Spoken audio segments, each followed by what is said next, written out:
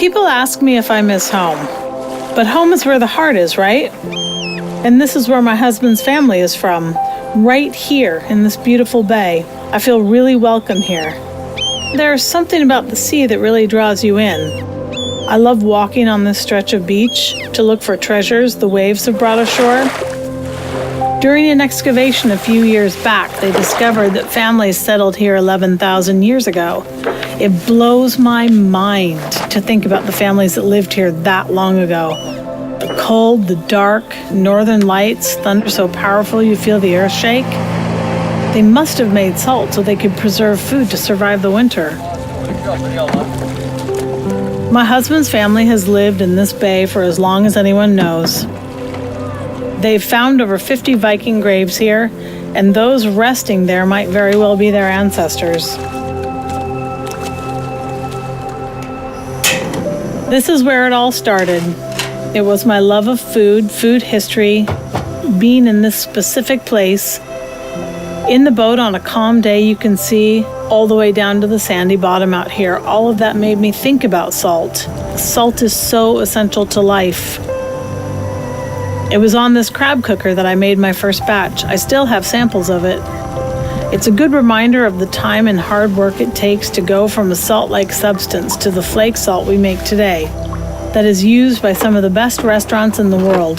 That makes me incredibly proud. The ocean was the highway around here before we became obsessed with moving around on wheels. I know people who find it strange to be dependent on a ferry to get anywhere, but it used to be the opposite. Living on an island placed you in the middle of the road. Places we now think of as extremely remote used to be bustling with life. If you take the boat and travel among the many small islands around here, you will find abandoned houses and trading posts. Our factory was such an abandoned building, in bad need of some love and care, some life. The storms blew straight through the walls as we were readying the building for production. It felt at times like a battle you couldn't win, but we made it. Now it's clean, warm, and cozy.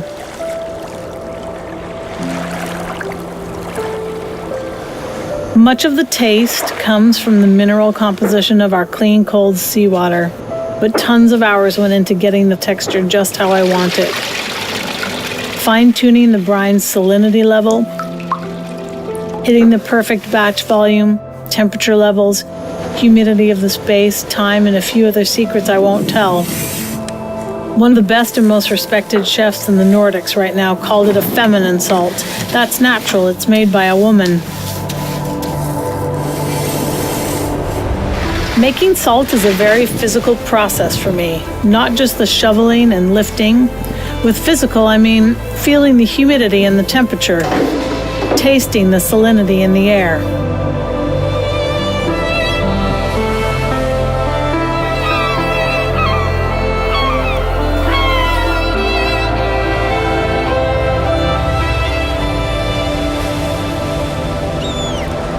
I love what I do. I love making salt.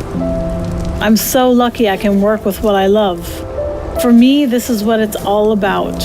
When our family gets together at the end of the day to share stories over a meal, the boys have been to school, football, music practice, salt has been harvested, packed, and shipped.